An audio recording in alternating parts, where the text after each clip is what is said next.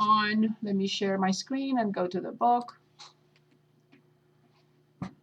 Okay, here's the ebook. I'm sharing my screen. Okay, and this was in 2.3. I just want to quickly show you that limit. I wasn't making that up. And this, I found it in 66. Where is 66? Just real quick. Well, it is in the book. I'm not sure. Is it here or is not? 65. Oh, look at that. Oh, it's in 2.3. Am I in 2.3? No, I probably am not in 2.3. That's why. Okay.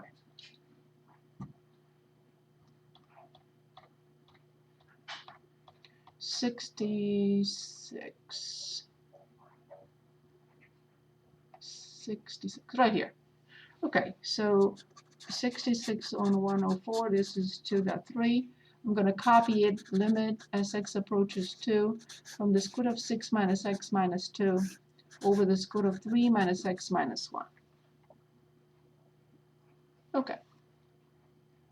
So in this particular case, when you plug in, you have 2 minus 2 and 1 minus 1. So obviously it's 0 over 0.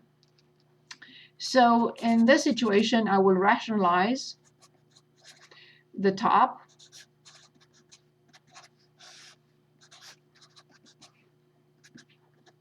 With the square root of 6 minus x plus 2 and the square root of 6 minus x plus 2, and the denominator with the square root of 3 minus x plus 1, as we did last time.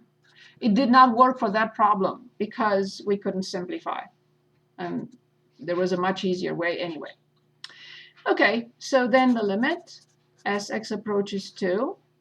When I multiply these two, I will get 6 minus x minus 4. This will stay by itself, waiting patiently. When I multiply these two, I get 3 minus x minus 1. And this will stay patiently waiting. So now, see what happens here? The problem, we know the problem is x minus 2. If I manage to get rid of x minus 2, the limit exists. If I cannot sorry. Okay, I'm not sure, were you able to see what I was doing? I just realized that I was still sharing my screen. Okay, maybe I should say this again. So for 6, the square root of 6 minus x minus 2, we multiply by the conjugate. For this one, we multiply by the conjugate. When I multiply these two pieces, I got 6 minus x minus 4. This gets copied. When I multiply these two, I get 3 minus x minus 1, and this gets copied. These are friendly. This piece, I call it friendly. Why? It's not 0 over 0. See, when I plug in 2 here, I have 1 plus 1, which is 2. When I plug in 2 here, I have 2 plus 2, which is 4. So this is the problem, but I'm going to be able to get rid of it, of the problem. So limit as x approaches 2 from either side. Look what I have. Negative x plus 2, or 2. You know, I just said last time, and I will always say it, always presented in descending order, always negative leading coefficient should be out. There is no need here because both of them are the same. So I don't want to work extra. So now this is no problem. So the square root of 3 minus x plus 1 and the square root of 6 minus x plus 2. The problem is gone. The x minus 2 is the problem because this created 0 over 0.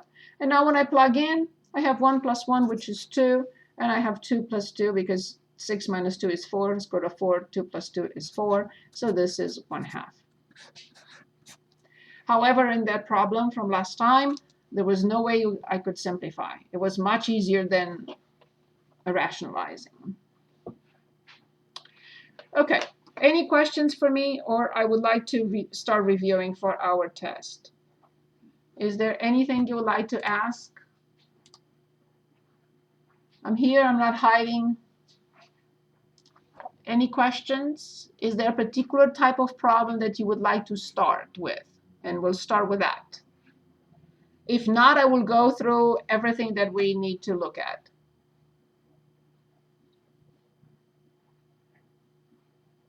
Can we do more stuff on derivatives? Yes, of course, of course.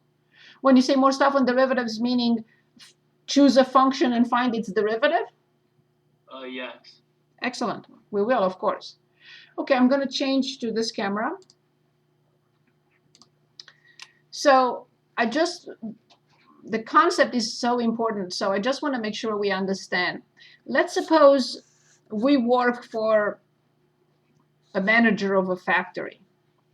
And let's say this is the profit function. And the manager is asking us, tell me how is my profit doing, let's say, in February. And you will say, wait a minute, I'm going to measure the slope of this line. And sir, ma'am, I will tell you that your profit is increasing. And then she is going to ask us at this point, and I'm going to measure the slope of this line, the tangent line, and I'll say, sir, ma'am, your profit is still increasing, but at a much lower rate than in February. Act now, because your profit, it's still increasing, but at a much lower rate. How come? Because this slope at this point is this, and at this point is this. Which one is steeper? This one. This one is much smoother, right? This is more difficult to walk on. This is much easier. So your profit is still increasing, but it's not doing very well. It's not strong. And then she's gonna ask us what happens here. So, well, sir, I'm sorry, ma'am, your profit is not decreasing. It's constant. It reached the maximum. And if he's asking us, I don't know, in December, you're gonna say you're in big trouble, sir. Your profit function has a rate of change that is negative. So that's why we are discussing f prime and much more. This is a peak. That's why the slope is 0. Here the function is increasing. That's why the slope is positive. Here the slope is negative. That's why the function is decreasing, or vice versa. The function is decreasing. That's why the slope is negative. And much more later. Okay, that's one thing. Here I just wanted to, there was an example in the book. I printed it out.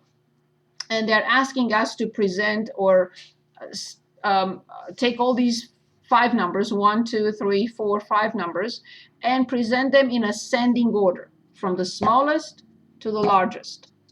Okay, 0, I have nothing to do to it. What is g prime of 2? I don't know. G prime of negative 2.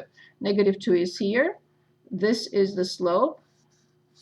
It's all an estimate.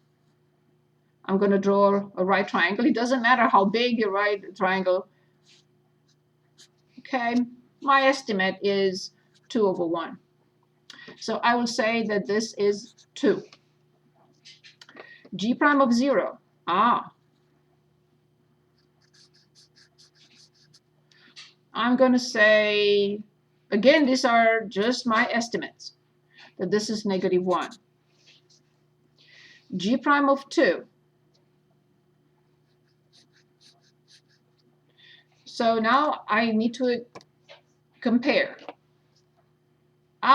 This is much bigger than this. Maybe not much, but this is bigger than this. Okay, so I'll say here 1 and 1. And finally, for g prime of 4, At 4, I draw a tangent. Looks to me like 1, 3, or maybe 1, 2.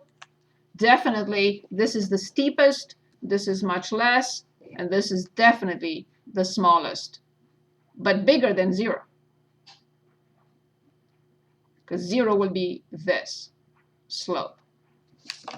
So I'm going to say that this is 1/3. So what is the correct order? So -1 is first, 0 is second, 1/3, and then 1, and then 2. That's the correct order in ascending order. Okay, any questions on this? Of course, I'm going to post it. I'm going to put it right here next to it. That's number 2. Also, I wanted to talk about this. So in this question, we're given an example, and we're asked to, I printed it out a minute ago before we started. We're asked, where is this function not differentiable? Not differentiable. Also, I'm going to ask not continuous. And then I'm going to ask you something very important. Continuity, differentiability.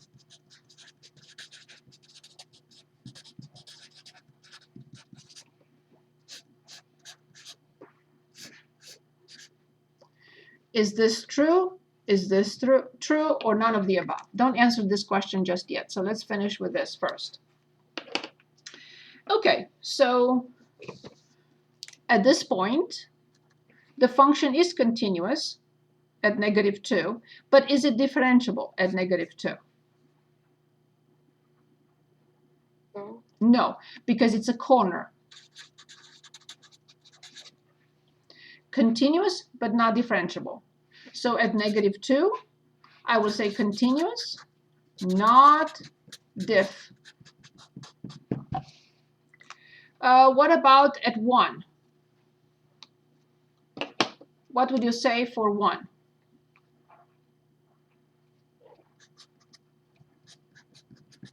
Not differentiable and not continuous. Not continuous, not differentiable. Very good. It cannot be, we shouldn't even say anything about differentiability. If it's not continuous, we're done. Okay, what about at this point? At 3.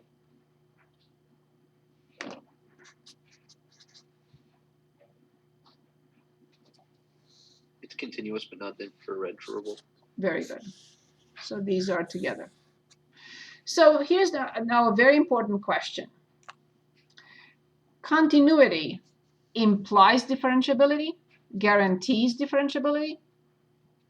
Differentiability, the second question, differentiability guarantees continuity. Which one is true, or none of the above, or both? What do you think?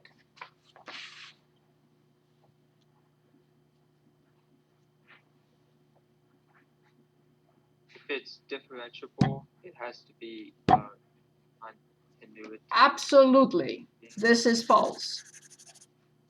Thank you so much. If the function is differentiable, it must be continuous. If it is continuous, it's not guaranteed that it's differentiable. Very good. So please remember, when we talk about a function being differentiable at x equals 5, it must be continuous at x equals 5. Awesome. Okay, so that's 1 down. Now let's choose any function you want and define and determine its derivative using the definition. Make up any function you want. And which page am I on? Who knows? Nobody knows. So that's my 2 and that's my 3. Okay, can anyone make up a function? Any function? Rational, polynomial, radical.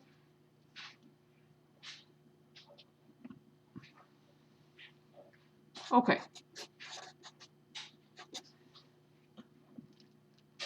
Is this okay? We had one last time, identical with this. Maybe you want something else.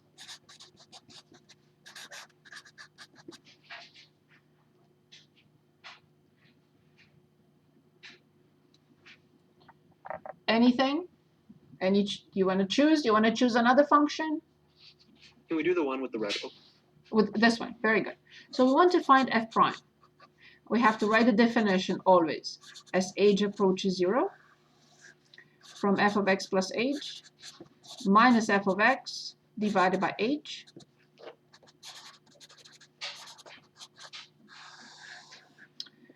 Careful, x plus h is replaced in here, so I have the square root of 2x plus 2h minus 1 minus the function divided by h. Like before, of course, the only chance here is if you plug it in, of course, it has to be 0 over 0, right? So this minus this is 0, and this is 0. Good. So we will rationalize. There's no other way. With the square root of 2x plus 2h minus 1 plus the square root of 2x minus 1 over the same thing.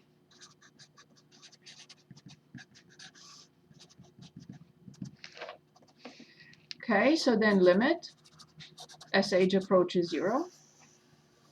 The numerator is nice. The denominator is nice as well in a way, because it does not create a problem. That's why I think it's nice.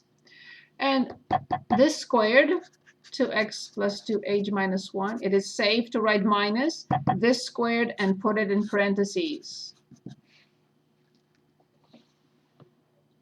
Okay? So